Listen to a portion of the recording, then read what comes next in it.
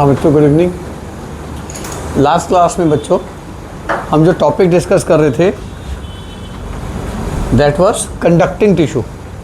Conducting tissue में हमने देखा था कि दो तरह की कंडक्शन की डिमांड होती है हमारी बॉडी को, प्लांट की बॉडी को, एक वाटर मिनरल्स की और एक फूड की। वाटर और मिनरल्स की कंडक्शन की जिम्मेवारी कौन लेते हैं? जाइलम। फूड के कंडक्शन की जिम्मेवारी कौन लेता है? फ्लोएम। तो जाइलम और फ्लोएम हमने लास्ट क्लास में डिस्कशन को शुरू किया था। जो टिश्यूज़ मिलके कंडक्शन करते हैं उन टिश्यूज़ को वैस्कुलर टिश्यूज़ कहते हैं। वैस्कुलर टिश्यूज़ मतलब जो टिश्यूज़ कंडक्शन का काम करेंगे, यानी कि जो टिश्यूज़ मूवमेंट का काम करेंगे।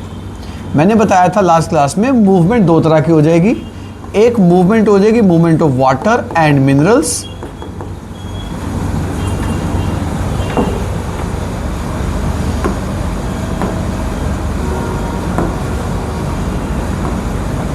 एक हो जाएगी वाटर एंड मिनरल्स और एक मूवमेंट हो जाएगी फूड की। वाटर और मिनरल की मूवमेंट की जिम्मेवारी कौन उठा रहा था? जाइलम। और फूड की मूवमेंट यानी कि फूड की कंडक्शन की जिम्मेवारी कौन उठा रहा था? फ्लोएम। तो जाइलम एंड फ्लोएम हमने लास्ट क्लास में इसी की शुरुआत करी थी, याद है बच्चे? आगे बढ़े। देखिए एक्चुअली हमने जाइलम डिस्कस कर लिया था। जाइलम में मैंने आपको क्या बताया था? जाइलम में मैंने आपको बताया था चार तरह के होते हैं, tracheids, vessel, xylem parenchyma and xylem fibre. ये चार तरह की टाइप्स मैंने आपको बताई थी। मैंने आपको बताया था ट्रैकिड और वेसल्स, इनकी ट्यूब लाइक स्ट्रक्चर होती है। बेसिकली इसी से वाटर ऊपर जा रहा होता है। जाइलम पेरेन्काइमा का काम फूड स्टोर करना था और फाइबर का काम था सपोर्ट करना। इसके अंदर मैंने आपको बताया था, ये भी बताया था कि जाइलम की जो कंडक्शन होती है वाटर की, इसमें इतनी ज़्यादा एनर्जी की डिमांड नहीं होती प्लांट को। जब इतनी एनर्जी की डिमांड नहीं होती तो उनको लिविंग रहने की ज़रूरत नहीं होती। तो जाइलम का ट्रैकिड्स नॉन लिविंग होता है, वेसल नॉन लिविंग होता है, सिर्फ जाइलम फाइबर जाइलम पेरेन्काइमा सिर्फ यही लिविंग पार्ट होता है, द ओनली लिविंग पार्ट।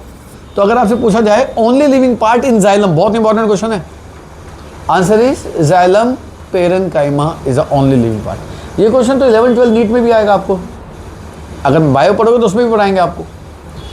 हाँ, तो ये हमने लास्ट क्लास में डिस्कस कर लिया था। आई थिंक इसकी मार्किंग भी कर ली थी बच्चों, हमने मार्किंग हो गई थी जाइलम की सारी। किसकी रह गई थी? फ्लोएम की रह गई थी। चलो शुरू करते हैं फ्लोएम से। आ जी,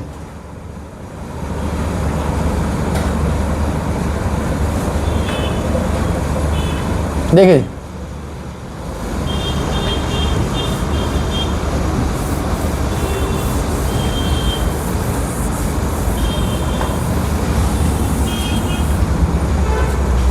देखिए फ्लोएम के अंदर जो टाइप आती हैं, एक आएगी सीव ट्यूब्स, एक आएगी सीव पोर्स। पुरानी किताबों में इनको सीव सेल लिख देते, सीव ट्यूब, सीव पोर। एक आएगी कंपेनियन सेल, अभी दिखा रहा हूं सारा। एक आएगी फ्लोएम पेरेन्काइमा और एक आएगी फ्लोएम फाइबर। तो these are the types of phloem. उसमें कितनी टाइप्स थी? 4। इसमें कितनी टाइप्स बता रहा हूं? 5। अब फ्लोएम का काम क्या होता है? Movement of food. और फूड की मूवमेंट मैंने आपको बताया था ऊपर से नीचे भी जा सकती है और फूड की मूवमेंट नीचे से ऊपर भी आ सकती है, दोनों तरीके से मूवमेंट होती है। अच्छा, लास्ट क्लास में मैंने बता दिया था आपको कि जो वाटर की मूवमेंट होती है वो ट्रांसपिरेशन पुल से होती है। बताओ बच्चे, लास्ट क्लास में हो गया था जिक्र इस बात का कि जब वाटर की मूवमेंट हो रहा होता है तो स्टोमेटल पोर से क्या हो रहा होता है? ट्रांसपिरेशन, वाटर का लॉस। उस वाटर के लॉस से ऊपर प्रेशर कम हो जाता है तो नीचे प्रेशर ज़्यादा होता है, तो ट्रांसपिरेशन पुल से पानी नीचे से ऊपर चढ़ जाता है। ये लास्ट क्लास में बता दिया था शायद मैंने, राइट? आ जाओ। तो इसके अंदर sieve tube, sieve pore, companion cell, phloem parenchyma, phloem fibre, ये 5 टाइप्स होती हैं। अब इस फ्लोएम का काम अगर फूड का ट्रांसपोर्टेशन है तो फूड के ट्रांसपोर्टेशन को रिक्वायर एनर्जी, अच्छी खासी एनर्जी चाहिए होती है। तो अब आप लॉजिक लगा सकते हो, अगर इनको एनर्जी चाहिए तो ये मैक्सिमम कंपोनेंट इसके लिविंग होंगे, डेड नहीं हो सकते। जाइलम के सिर्फ एक ही लिविंग था, कौन सा? जाइलम पेरेन्काइमा, कारण उनको इतनी एनर्जी की डिमांड नहीं थी। इसको एनर्जी की डिमांड ज़्यादा है, यानी कि इसके कंपोनेंट सिर्फ एक डेड होगा, बाकी सारे लिविंग होंगे।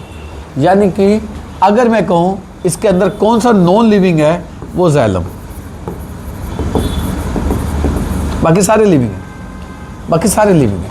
कारण इन सबको एनर्जी तो चाहिए ना, बिना एनर्जी के कैसे ट्रांसपोर्टेशन कर देंगे। तो जो सीव ट्यूब होते हैं, आपको मैं डायग्राम से दिखाता हूँ। ये देखो, आप देख सकते हैं ये पतले पतले पाइप दिख रहा है, ये पाइप दिख रहा है आपको, ये पाइप दिख रहे हैं आपको। इन पाइप को क्या नाम दे रहा है? ये सीव ट्यूब, यानी कि ट्यूब लाइक स्ट्रक्चर हो गया। तो अगर आपसे पूछा ट्यूब लाइक स्ट्रक्चर किसका होता है, आंसर सीव ट्यूब का होता है। फूड इसी के थ्रू नीचे, फूड इसी के थ्रू ऊपर जाएगा, इस पाइप के थ्रू नीचे से ऊपर, ऊपर से नीचे जाएगा। लॉजिक क्लियर हो गया? इसके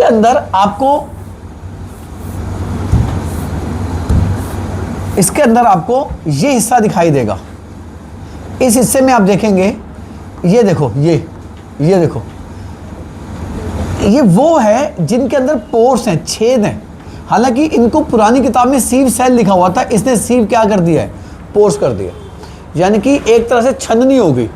छननी में छेद होते हैं ना, आप उसमें आटा डालते हो या कोई चीज़ डालते हो, भारी चीज़ उसमें रुक जाती है, पतली चीज़ उसमें से नीचे बह जाती है। ठीक ऐसे ये छननी है, छननी सीव है। छननी को इंग्लिश में क्या कहते हैं बच्चों? सीव। ठीक है जी। अब जैसे बैडमिंटन होता है, उसके अंदर भी आप जाला बन जाता है, तो एक तरह से वो भी क्या बन जाता है? वो भी तो सीव बन जाता है, नहीं बन जाता? वो बड़े छेद का सीव है वो। तो ये सीव पोर्स हो गए। तो ट्यूब के बीच में क्या है? सीव पोर्स, सीव पोर्स, सीव पोर, और बीच का हिस्सा जो ट्यूब लाइक स्ट्रक्चर है वो क्या है? Sieve tube. खाना इसी के थ्रू ऊपर नीचे जाता है। तो अगर आपसे पूछा जाए खाना किसके थ्रू नीचे ऊपर जाता है, तो आपने क्या लिखना है? सीव पोर और सीव ट्यूब के थ्रू जाता है। इसके अंदर एक और आपको चीज दिखाता हूं मैं, ये देखो। इसके अंदर इसने ये जो रेडिश कलर से दिखाया है, इनको नाम दे रहा है कौन से सेल? Companion cell. अब मैं आपको बताता हूँ इन कंपेनियन सेल का काम क्या है। देखो, फिलोएम पेरेन्काइमा तो काम है फूड स्टोर करना, फाइबर का काम है सपोर्ट करना, तो इसलिए ये सपोर्ट करने का काम है, तो इसलिए इसको लिविंग होने की जरूरत नहीं थी। अब आपको थोड़ा सा इसका मैं मैकेनिज्म बताने की कोशिश करता हूँ कि ये काम कैसे करते हैं, थोड़ा सा। हालांकि जरूरत नहीं है आपको बताने की, पर फिर भी आइडिया दे रहा हूँ ताकि आपका कंसेप्ट क्लैरिटी रहे। होता क्या है इसके अंदर, मान लो ये जाइलम है, जाइलम का ट्रैकिड वेसल्स है। जाइलम के थ्रू क्या ट्रांसपोर्ट हो रहा होता है बच्चों? जाइलम के थ्रू क्या ट्रांसपोर्ट हो रहा होता है? वाटर, यानी कि वाटर ऊपर जा रहा है, दिस इज वाटर। ठीक है मेरे बच्चे। होता क्या है, ये साथ साथ पैरेलल ये चल रही हैं सीव ट्यूब। ये क्या बच्चों? सीव ट्यूब चल रही है। समझ में आ गया? सीव ट्यूब चल रही है। और सीव ट्यूब के साथ साथ ये क्या है? सीव पोर्स।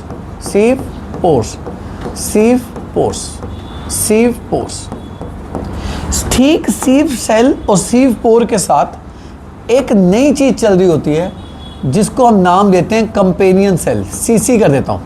क्या नाम दे रहा हूं इनको मैं? Companion cell. सीसी कर देता हूं। कंपेनियन का मतलब क्या? साथ देना। बस अभी बताऊंगा इस साथ देने का मतलब क्या। मान लो आपका जो फूड था, जो फोटोसिंथेसिस में तैयार हुआ था, फूड यहां तैयार हुआ था और फूड तैयार यहां हुआ था, फूड चाहिए इधर फूड की रिक्वायरमेंट है। अब ये मत समझना कि 2-3 सेल नीचे ही है, बहुत नीचे भी हो सकता है, बहुत ऊपर भी हो सकता है, बहुत नीचे और बहुत ऊपर भी हो सकता है। ठीक है जी। अब खाना बन गया इधर, खाना किस प्रोसेस से बना होगा? फोटोसिंथेसिस से खाना बन गया। और मान लो रूट्स हैं, रूट में खाना जाना है। मान लो गाजर है, मूली हो, तो रूट में लगती है, धरती के नीचे लगती है, खाना तो नीचे पहुंचेगा ना। अब क्या होता है, ये फूड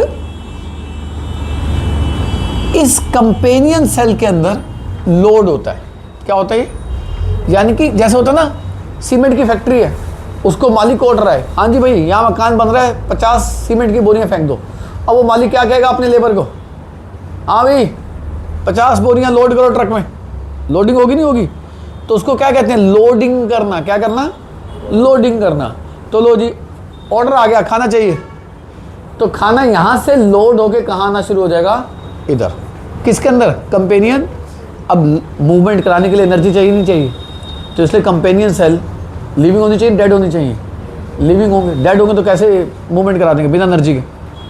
तो खाना इधर आया, इधर से इधर आया, खाने की मूवमेंट करा दी इसने, क्या लोडिंग करा दी। तो यहाँ पे जो मूवमेंट हुई, ये किसकी मूवमेंट हुई मेरे बच्चों, बताना, लोडिंग। ये लोडिंग कराने में हेल्प किसने करी, जल्दी से बताओ, which cell helps in this loading process? Yes, these companion cell helps in the loading of food from the site where it was synthesized and in the sieve tube. sieve tube में load करने में help करते हैं। यानी कि खाना किस में आके भर गया, जल्दी बताओ, ये खाना आ गया, ये खाना आ गया, ये खाना आके भर गया। ये खाना भरने में हेल्प किसने करी, कंपेनियन सेल में। और आप जानते हैं पिछले चैप्टर में हम क्या पढ़ रहे थे, कि जहां पर सोल्यूट जाएगा वहाँ पे वाटर आएगा। इस मूवमेंट को क्या पढ़ा था हमने, ऑस्मोसिस।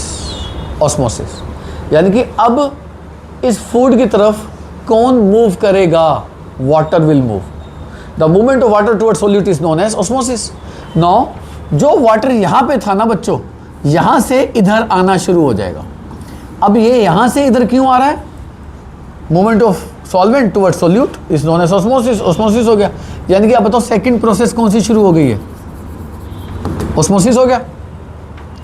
जब पानी आएगा, अब बताओ इसके अंदर पानी आएगा, तो मैं आपसे पूछता हूँ, पानी से ये ट्यूब फूल जाएगी नहीं फूल जाएगी, ये लो, ये ट्यूब मोटी होगी नहीं होगी बच्चों। अब तो ट्यूब मोटी क्यों हो गई है, क्योंकि इसमें क्या आके भर गया है, पानी आके भर गया। अब खाना खाने के बाद 2 गिलास पानी पी लो, पेट आपका भी फूल जाएगा। ये तो बेचारा सीव ट्यूब से, ये बात समझे आप। तो सीव ट्यूब का पेट फूल गया, क्योंकि पहले सोल्यूट आया फूड, अब पानी आ गया। कहाँ से पानी आया, जाइलम से आया। अब जब ये फूल गया तो अब ये प्रेशर लगाएगा किसके ऊपर, इस छन्नी के ऊपर, सीव सेल के ऊपर। अब पानी नीचे की तरफ फूड के साथ इस छेद से होता हुआ नीचे गिरेगा। यानी कि अब ये खाना इधर से इधर आ रहा है। समझ में आ गई बात जी, क्लियर है। तो यानी कि अब ये खाना किस में भरना शुरू हो जाएगा, इसमें भरना शुरू हो जाएगा। खाने के साथ साथ क्या ऊपर से गिरेगा, पानी भी गिरेगा। तो बताना ये वाला सेल क्या हो जाएगा, फूल जाएगा नहीं फूल जाएगा। अब इसका पेट फूल गया, समझ में आ गया। लो जी, अब इसके अंदर क्या आके भर गया है, पानी और फूड। अब जब ये फूल जाएगा तो इसके सीव सेल पे प्रेशर लगेगा। अब ये खाना फिर नीचे की तरफ मूव करेगा। जब खाना और पानी इस पोर्स के थ्रू नीचे गिरेगा तो अब ये भरना शुरू हो जाएगा। अब तो इसमें क्या क्या भरना शुरू हो गया, खाना और पानी भरना शुरू हो गया। अब बताओ कौन फूल जाएगा, ये फूल जाएगा। यहाँ तक समझ में आ गई। मान लो ऐसे कई सारे सेल से होता हुआ खाना बहुत नीचे तक पहुँच गया। अब खाना उसके सामने पहुँचेगा जहाँ खाना चाहिए। अब वहाँ पे भी सामने क्या बैठे होंगे, बोलो, कंपेनियन सेल। अब ये कंपेनियन सेल क्या करेंगे, यहाँ से फूड को, पानी को नहीं, फूड को कहेंगे हमें दे दो। नाउ ये किसकी मूवमेंट करा रहे हैं, जल्दी बताओ, फूड की मूवमेंट करा दी। अब तो फूड किस में भरना शुरू हो गया, कंपेनियन सेल में। अब कंपेनियन सेल से फूड किस में ट्रांसफर हो जाएगा, जहां फूड चाहिए। अब बताओ इसमें क्या बच जाएगा, पानी। वो पानी वापस कहां चला जाएगा, जाइलम के अंदर चला जाएगा थ्रू ऑस्मोसिस। तो मूवमेंट समझ में आई कैसे हुई। अब बताओ सबसे पहला स्टेप क्या हुआ, लोडिंग का। लोडिंग किसने करी, this loading was done by which cell, companion cell. फिर मूवमेंट किसकी हुई, पानी की। अब इस मूवमेंट को हम क्या कहते हैं, ऑस्मोसिस। अब जब पानी और फूड भर गया तो ये यहाँ तो नीचे जाएगा, यहाँ तो ऊपर जाएगा, डिपेंड करता है इसकी रिक्वायरमेंट कहाँ है। तो ऑस्मोसिस के बाद क्या हुई, अपवर्ड, यहां कौन सी मूवमेंट मेरे बच्चों, डाउनवर्ड मूवमेंट होने लग गई। पहला लोडिंग, दूसरा ऑस्मोसिस, तीसरा क्या हुआ, अपवर्ड, यहां डाउनवर्ड मूवमेंट। अब बताओ चौथे स्टेप पे क्या हुआ, ये फूड वापस कंपेनियन सेल में गया, कंपेनियन सेल से वापस गया, इसको कहते हैं डिसलोडिंग। डिसलोडिंग मतलब जैसे सीमेंट की फैक्ट्री के मालिक को फ़ोन आया, भैया 50 सीमेंट की बोरियां बेच, मेरा मकान बन रहा है।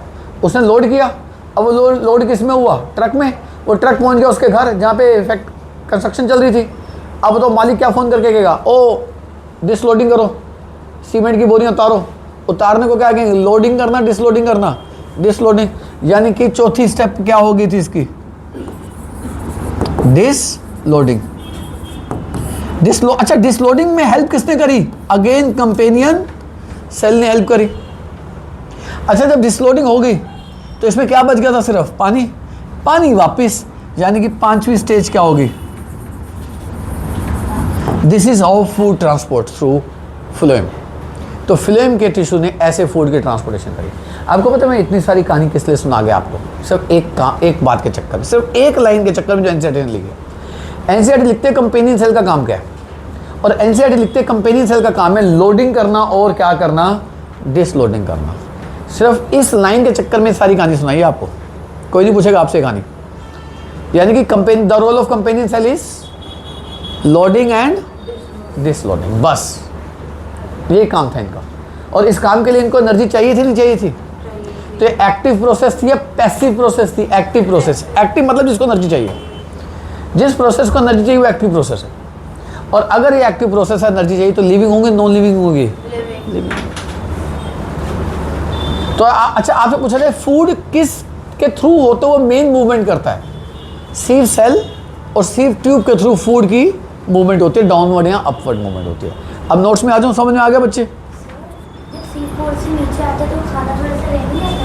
आगे चलते हैं बेटा, ठीक है जी।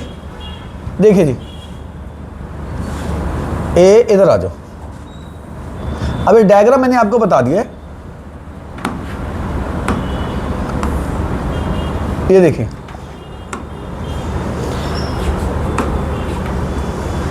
देखिए फाइबर करा, फिलोएम करा रहा, फिलोएम कहाँ है, yes. Unlike xylem, phloem is mostly made up of a living cell. क्या मतलब है इस लाइन का, कि जाइलम में तो सारे लिविंग नहीं थे, पर फिलोएम में ज्यादातर क्या थे, लिविंग। इट कंसिस्ट ऑफ क्या क्या इसके अंदर, सीव ट्यूब दिखा दिया, कंपेनियन सेल, कंपेनियन सेल का काम बता दिया क्या, loading and disloading, phloem parenchyma and phloem fibre. Some of these cells are long tube-like structure joining end to end by perforated walls. These are known as sieve tube. तो main role of sieve tube क्या हो गया, downward और upward movement कराना किसकी, food की। जब food जा रहा होगा नीचे से ऊपर, ऊपर से नीचे, sieve tube के थ्रू जाएगा। हाँ, जब नीचे से वापस डिसलोडिंग होगी तो सारा फूड किस में चला जाएगा, कंपेनियन सेल के थ्रू, डिसलोडिंग के थ्रू, और उसमें जो पानी बच जाएगा वो उधर चला जाएगा। हाँ, थोड़ा बहुत फूड तो थोड़ा कहीं ना कहीं तो बचता ही होगा, ठीक है ना बच्चे। आ जाओ, तो सीव ट्यूब कर लोगे, सीव ट्यूब क्या है, आगे चलते हैं। Sieve tubes are transporting food from leaf to the other part of the plant. ये क्वेश्चन बनता है बच्चों, आपसे पूछेगा फिलोएम का कौन सा हिस्सा फूड की ट्रांसपोर्टेशन करता है from one two other part, क्या लिख के आएंगे, फिलोएम का कौन सा हिस्सा फूड की ट्रांसपोर्टेशन करता है from one two other part, sieve tube करता है। समझ में आएगा, सीव ट्यूब करता है, साफ लिखा हुआ है। ये भी हाल ही में एक स्कूल के पेपर हुआ, उसमें आया क्वेश्चन, जो लास्ट टाइम बच्चे दिखा रहे थे। Next, the cellular function of the sieve tube cell are regulated by the companion cell. लो जी, कंपेनियन सेल आगे। अब एनसीईआरटी ने सीधा लिख दिया कंपेनियन सेल क्या करता है, मैंने पीछे पूरी कहानी सुनाई है। कंपेनियन सेल क्या करता है, लोडिंग और डिसलोडिंग ऑफ फूड। आ जाओ, the companion cell are specialized parenchyma cell. The main function of companion cell is to monitor loading and unloading. इसने unloading लिखा है, unloading और disloading एक ही बात है। of sugar, sugar मतलब food in the sieve tubes। समझ में आ गया जी। तो sieve tube से खाने को लोड करना और डिसलोड करने का काम की जिम्मेवारी कौन उठा रहा है, कंपेनियन सेल। ठीक है बच्चे, क्लियर होगी? आ जाओ। The phloem parenchyma store food. लो जी, ये तो मैंने आपको वहीं भी बता दिया था। अगर आपसे पूछा था what is the role of phloem parenchyma, storage of food and resin, tannin and latex. The sieve tube also supported by phloem fibre. लो जी, what is the role of phloem fibre to support sieve tubes? What is the role of phloem parenchyma to store food, latex and other resins like tannins like particles? And देखो क्या लिख रहा है, which are primarily sclerenchymatous. What is the meaning of sclerenchymatous? कह रहा है phloem fiber sclerenchymatous है, मतलब phloem fiber living नहीं है। तो phloem के अंदर कौन living नहीं है? phloem fiber। और जाइलम के अंदर कौन लिविंग था? Xylem parenchyma. आप पता क्या याद करो, आप ये याद रखो कि जाइलम के अंदर कौन लिविंग है और फिलोएम के अंदर कौन लिविंग नहीं है। ठीक है, तो जाइलम के अंदर जाइलम पेरेन्काइमा लिविंग है और फिलोएम के अंदर फिलोएम फाइबर नॉन लिविंग है। याद रहेगा बच्चे? बोलो, ये इंपॉर्टेंट चीज है, पूछेंगे आपसे एमसीक्यू में।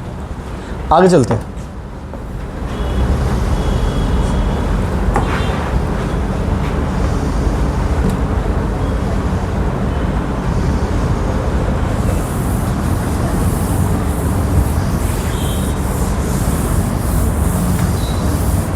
देखिए, दोबारा से मार्क करना चाहें तो कर लीजिए।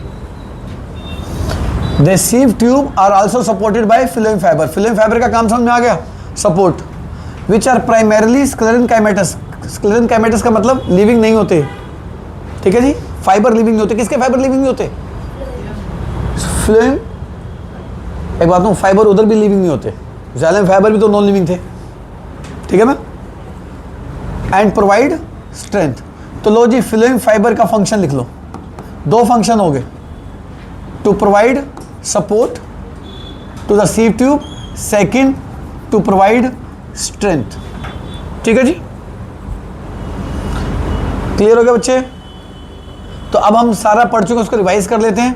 आपने क्या देखा कि टिश्यूज का मेन काम क्या, सारे टिश्यूज का जो अभी तक हमने पढ़े, प्रोटेक्शन करना, सपोर्ट करना और कंडक्शन करना। प्रोटेक्शन करना, सपोर्ट करना और क्या करना? अब बताओ, कंडक्शन के लिए कौन से टिश्यूज है? जाइलम और कंडक्शन वाले टिश्यूज को कौन से टिश्यूज कहते हैं? वेस्कुलर। बताया था आज की क्लास के इंट्रोडक्शन में, बता दिया था। वेस्कुलर टिश्यू मतलब कंडक्शन करते हैं, और वेस्कुलर टिश्यूज का एग्जांपल जाइलम और जो प्रोटेक्शन कर रहे थे वो भी बता दिया था। सपोर्ट कर रहे थे, सपोर्टिंग टिश्यूज। याद है स्कूल में पेरेंट्स ने, कॉलेज, स्कूल के बाद पेरेंट्स ने कॉलेज में साइंस ले दी, तो सपोर्टिंग टिश्यूज कितने तरह के थे? Parenchyma, collenchyma, sclerenchyma. और ये जो टिश्यूज होते हैं इनको ग्राउंड टिश्यूज कहते हैं। कौन से टिश्यूज कहते हैं? तो टिश्यूज को उसने 3 भागों में बांट दिया, 3 भागों में। एक जो ऊपर होंगे, स्किन के ऊपर, एपिडर्मल। एपी मतलब ऊपर, डर्म मतलब स्किन। स्किन के ऊपर जो होंगे वो एपिडर्मल होंगे। समझ में आ गया? Second, ground tissues. Ground tissues का काम क्या होगा, जल्दी से बताओ? टू सपोर्ट करने वाले कौन कौन से थे? Parenchyma, collenchyma and sclerenchyma. वो लास्ट क्लास में इसके फंक्शन कैरेक्टरिस्टिक्स पढ़ ली थी। और आज कौन से पढ़े? Conducting tissue, vascular tissues. वो कौन कौन से थे? 2, जाइलम एंड फिलोएम। ठीक है बच्चे, ये देखिए सबसे पहला क्या कह रहा है? डर्मल मतलब स्किन के ऊपर। इसमें हमने क्या पढ़ा था? एपिडर्मल टिश्यू पढ़ा था, नहीं पढ़ा था? तो ये हमने सारा पढ़ लिया है। अच्छा, ये क्या रिड्यूस कर रहा था? मैंने लास्ट क्लास में बताया था, वाटर का लॉस। इसकी लेयर किसकी बनी होती है ये भी बताया था, क्यूटिकल की। और जो डेजर्ट प्लांट्स होते हैं उनकी क्यूटिकल की लेयर मोटी होती है, पतली होती है? मोटी होती है। क्यों? ताकि एक्सेसिव वाटर का लॉस ना कर दें, क्योंकि वहाँ पानी की कमी वैसी होती है। सारा हम लास्ट क्लास में डिस्कस कर चुके हैं।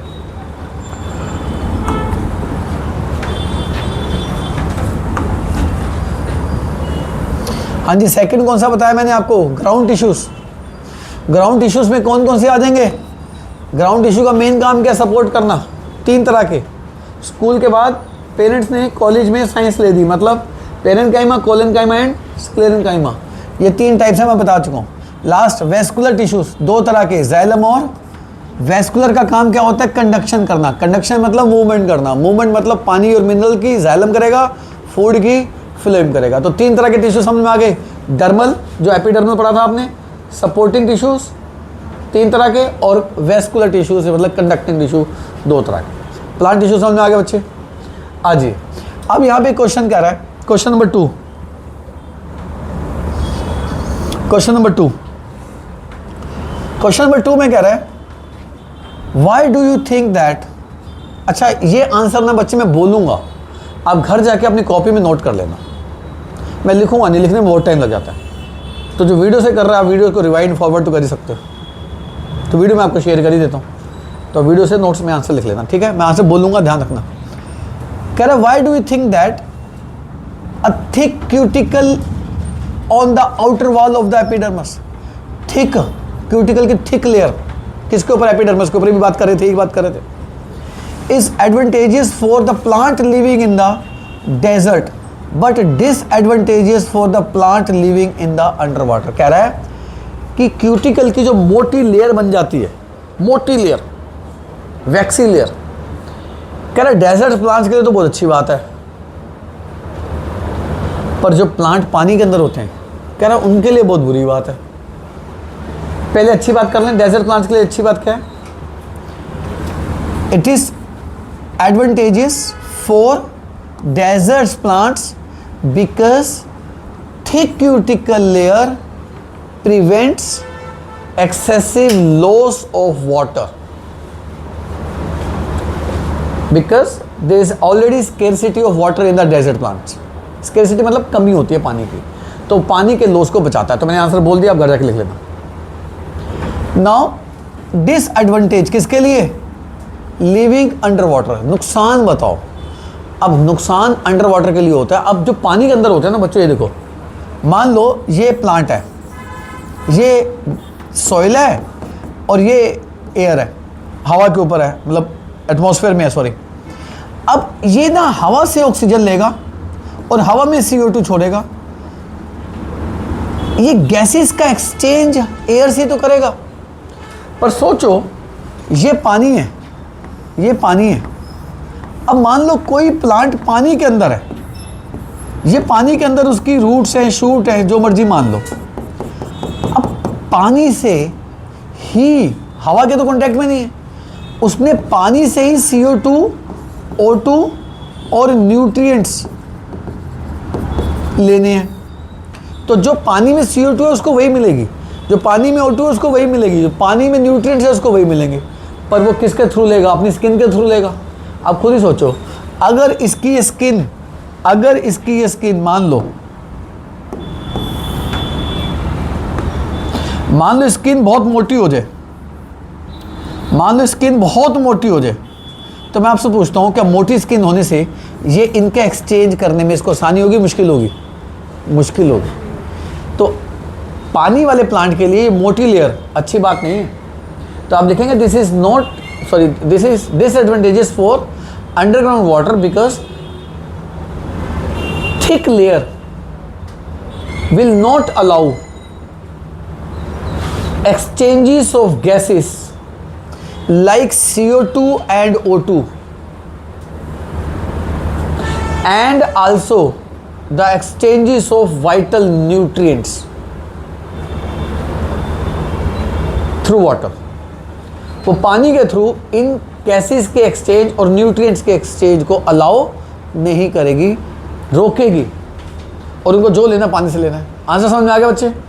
क्लियर है? तो कई बच्चों ने लिख लिया, ध्यान रखना, जो नहीं लिखा नेक्स्ट क्लास में चेक करूंगा। आज ये next question,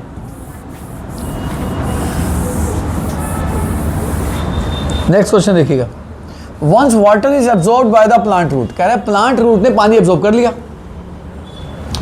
it has to travel against gravity, अब ग्रेविटी के अगेंस्ट ऊपर जा रहा है, मैंने बताया था पानी ऊपर ही जाता है। How do the dead cell of the xylem work together, कह रहे जाइलम के सेल काम कैसे करते हैं with the living cell at the top to keep the water moving. कह रहे काम कैसे करते हैं? देखो इसमें आपने कहना है कि देखो इसमें क्या कह रहा है, डेड सेल जाइलम के काम कैसे करते हैं? With the living cell of the leaves. आप जानते हैं living cell of the leave का मतलब क्या कर रहा है? Living cell of the leave के पास क्या होगा? स्टोमेटापोर्स होंगे। स्टोमेटापोर्स क्या कर रहे होंगे? लॉस ऑफ वाटर कर रहे होंगे। लॉस ऑफ वाटर को क्या कहते हैं? ट्रांसपीरेशन कर रहे होंगे। ट्रांसपीरेशन से जो पुल होता है उसको क्या कहते हैं? Transpiration pull. और ट्रांसपीरेशन पुल से पानी ट्रैकिड और वेसल के थ्रू होता हुआ फटाफट कैसे मूव कर जाएगा? ऊपर की तरफ मूव कर जाएगा। तो इसमें ये सब लिखना है। समझ आ गया क्या लिखना है? कह रहा है कि जो लीव के लिविंग, आपने कहना है the living cell of the leave having stomatal pores which will undergo the loss of water through stomatal pores, that is they will undergo a process called transpiration. This transpiration will help to create transpiration pool which will helps to push water from lower part of the tracheic vessel to the upper part of the plant against the gravity. This is how living cell and dead cell work collectively to move water from bottom to top against gravity. ठीक है, answer बोल दिया, notes में से लिख लेना, हो जाएगा बच्चे। Fourth, what do you think will happen if there was no stomatal pore in the epidermis? कह रहा है आप सोचो अगर स्टोमेटल पोर नहीं होंगे तो क्या होगा? ये तो बड़ी सिंपल सी बात है। आप बताओ स्टोमेटल पोर नहीं होंगे तो पहला नुकसान क्या होगा? No gaseous exchange like CO2 and O2। आप बताओ अगर गैसेस का एक्सचेंज नहीं होगा तो क्या होगा? फोटोसिंथेसिस होने में हेल्प होगी या नुकसान हो जाएगा? बोलो। It will prevent process like कौन सी? फोटोसिंथेसिस। तो क्या लाइन लिखेंगे? First, there will be no gases exchange if there is no stomata. देख, that is there will be no exchange of CO2 and water, so it will prevent the process like photosynthesis. इसको अपनी language में लिख लोगे ना बच्चों? Second नुकसान क्या होगा? No water loss, that is transpiration pull will not occur. कौन सा पुल नहीं होगा? ट्रांसपीरेशन पुल नहीं होगा। अच्छा, मतलब ट्रांसपीरेशन पुल नहीं होगा तो क्या नुकसान हो जाएगा?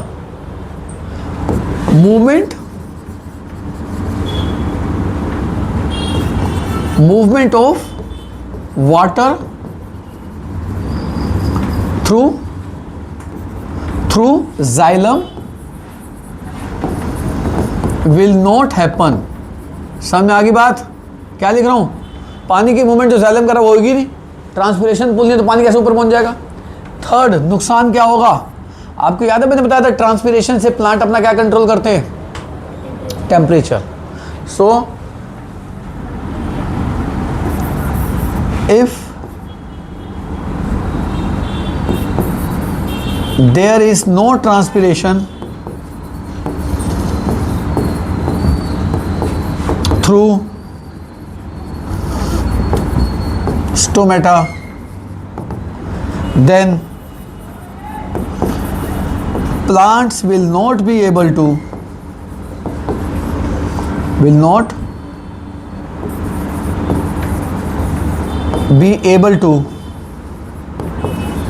control their temperature. प्लांट्स अपना क्या कंट्रोल नहीं कर पाएंगे? टेम्परेचर कंट्रोल नहीं करना, रेगुलेट करना। will not be able to regulate their temperature. आपको पता है हमारी बॉडी भी टेम्परेचर रेगुलेट करती है। पता है किसकी मदद से करती है? आपकी बॉडी में जो स्वेटिंग होती है, पसीना सूखता है, उसकी मदद से आपकी बॉडी क्या रेगुलेट करने में सफल हो जाती है? बोलो। टेम्परेचर। तो आपके लिए पसीना आना आपके लिए क्यों अच्छा है? क्योंकि आपकी बॉडी से पानी का लॉस होता है आपके स्वेट पोर्स से। आपकी बॉडी के अंदर स्वेट पोर्स हैं, प्लांट के अंदर स्टोमेटल पोर्स हैं। तो आपकी बॉडी जब स्वेट पोर्स से स्वेट को एक्सचेंज करती है, पानी का एक्सचेंज करती है, तो उससे आपकी बॉडी अपना क्या रेगुलेट करती है? टेम्परेचर। ठीक ऐसे ही स्टोमेटल पोर्स से जब पानी निकलता है ट्रांसपीरेशन से, प्लांट उससे अपना क्या रेगुलेट करते हैं बच्चे, टेम्परेचर। तो टेम्परेचर रेगुलेट करवा, देखो स्टोमेटल पोर नहीं होंगे तो सब कुछ बर्बाद हो जाएगा, सब कुछ बर्बाद। यानी कि CO2 और O2 का एक्सचेंज नहीं हुआ, फोटोसिंथेसिस रुक गया। वाटर के लॉस से ट्रांसपिरेशन नहीं हुआ, ट्रांसपिरेशन से ट्रांसपिरेशन पुल नहीं हुआ, वाटर की मूवमेंट रुक गई। ट्रांसपिरेशन से वाटर का लॉस होने से टेम्परेचर रेगुलेट नहीं होगा, प्लांट फिर सर्वाइव नहीं कर पाएगा। इसका मतलब प्लांट सर्वाइव नहीं कर पाएगा, प्लांट डेड हो जाएगा, मर जाएगा। क्योंकि दो चीज़ तो चाहिए ना प्लांट को भी, फूड और वाटर तो चाहिए ना बच्चे। और मेन प्रोसेस किसकी हिंडर हो रही है, फूड वाटर मिनरल सब हिंडर हो रही है। प्लांट कैसे सर्वाइव करेगा बच्चे, खुद सोचो। क्लियर है? आगे चले बच्चे, चलिए काम करते हैं, कुछ एनसीईआरटी के क्वेश्चंस देख लेते हैं, फिर एनिमल टिश्यू शुरू कराएंगे आपको सीधा। हालांकि मैंने कुछ एनसीईआरटी के क्वेश्चन कराए थे लास्ट क्लास में, जहां तक मुझे याद आ रहा है। देखते हैं कौन कौन से क्वेश्चन कराए थे बच्चों। फर्स्ट सेकंड हो गए थे, चलिए फर्स्ट सेकंड हो गए थे, थर्ड तो एनिमल टिश्यू है, फोर्थ भी एनिमल टिश्यू है, फिफ्थ भी एनिमल टिश्यू है, सिक्स देखते हैं क्या कहता है।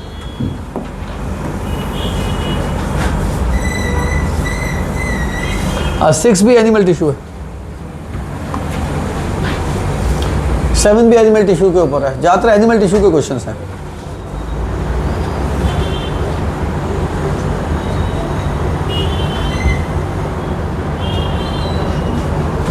देखिए क्वेश्चन नंबर 8 करा देता हूं। आज क्वेश्चन नंबर 8 देखिए, ये मुझको लग रहा है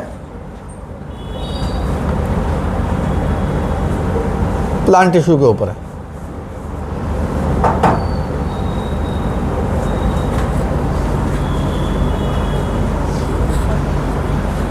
आइए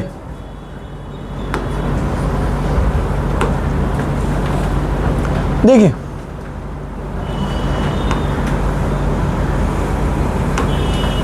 क्या कह रहा है, कह रहा है in a forest it was observe that one of the tree was severely डीबार्क्ड।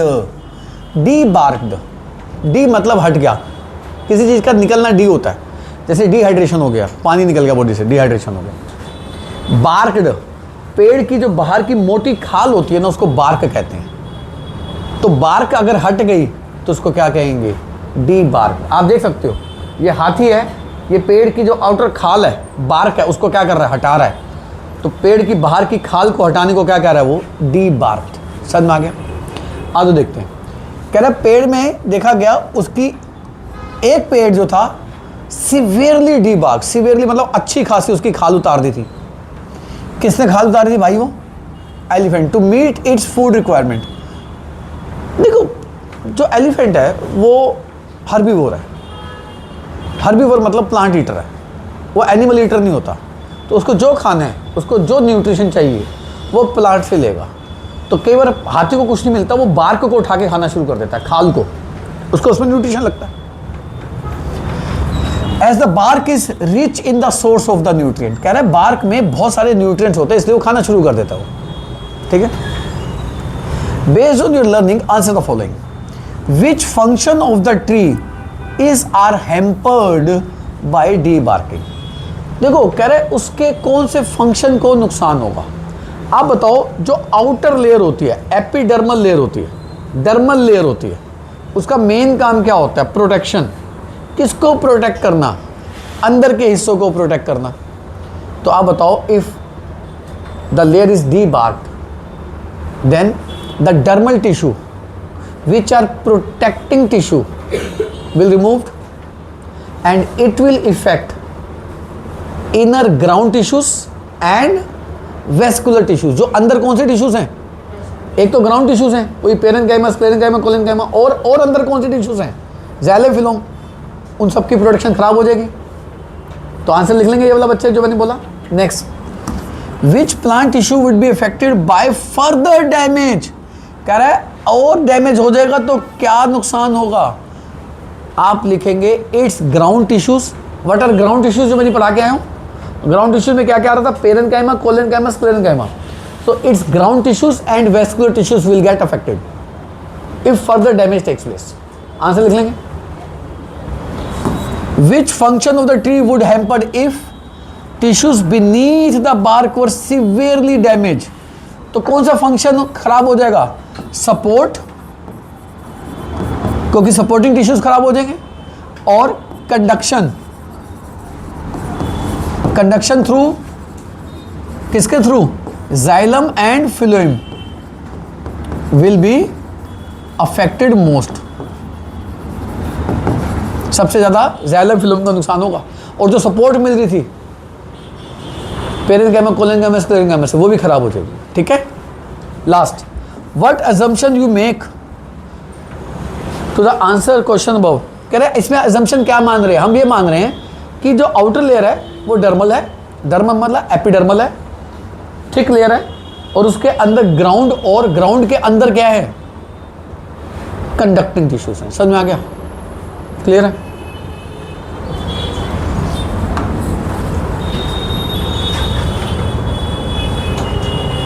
Question number 9। अच्छा, ये तो मैंने बता दिया था मैंने शायद, चलो करा देता हूं दोबारा। कह रहा Amrapali observe that young mango sapling stem bends flexibility. कह रहा जो पेड़ की जो बिल्कुल यंग ट्री होता है आम का, उसकी जो स्टेम है, आप देखो पेड़ की जो तना होता है ना, आप आम के पेड़ का तना देखेंगे ना, आप देखोगे बहुत फ्लेक्सिबल होता है। आप इतना भी घुमा दोगे ना तब भी नहीं टूटेगा। मतलब आपने कभी किया नहीं होगा, अब आप जो शहरों के बच्चे हैं इन चीज़ों को कम करते हैं, तो कभी आप आम के पेड़ के पास जाए ना, वो बिल्कुल फ्रेश हो, यंग हो, उसके स्टेम लें, आप उसके स्टेम को ऐसे भी मोड़ देंगे ना तब भी कुछ नहीं होता, टूटती नहीं जल्दी। ये फ्लेक्सिबिलिटी है। बताओ फ्लेक्सिबिलिटी कौन देता है? लास्ट क्लास में बताया था, पेरेंकाइमा, कोलेनकाइमा, स्क्लेरेनकाइमा, कोलेनकाइमा। क्यों? क्योंकि उसकी वॉल इरेगुलरली क्या होती है? थिकन्ड होती है, कहीं पतली कहीं पे मोटी होती है, ड्यू टू पैक्टिन। याद है? पैक्टिन की वजह से। कह रहे वो ब्रेक नहीं होती, मानसून में इतनी तेज हवाएं चलती हैं नहीं टूट रही हैं।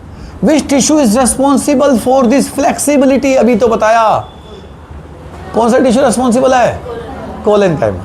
ठीक है, ये सारा बेटा लास्ट क्लास में कर दिया था, उसका दिखा दूंगा मैं आपको। Predict and provide your explanation for the impact if the existing tissue were replace by sclerenchyma. कह रहा है क्या होगा अगर उस टिश्यू को, कौन से टिश्यू को? कोलेनकाइमा को। कौन रिप्लेस कर दे? स्क्लेरेनकाइमा। जो स्क्लेरेनकाइमा होता है आप लिखेंगे, उसकी वॉल जो होती है रेगुलरली थिकन्ड सेल वॉल होती है। It will not provide flexibility, it will not provide flexibility and hence during monsoon और हैवी रेन दिस स्टेम में फॉल। गिर जाएंगी वो, क्योंकि वो हैवी हो जाएंगी प्लस हार्ड हो जाएंगी, और वो फ्लेक्सिबिलिटी को लूज कर चुकी होगी। जब तेज हवाएं चलेगी ऐसे ऐसे तो हो ही नहीं पाएंगी, ऐसे ऐसे हो ही नहीं पाएंगी, तेज हवा चलेंगी वो उखड़ जाएंगी, यहीं से टूट जाएंगी जहाँ से जुड़ी होगी, चिपकी होंगी, नीचे गिर जाएंगी, तो गिर जाएंगी वो। इसका आंसर लिख लेना। ठीक है बच्चे?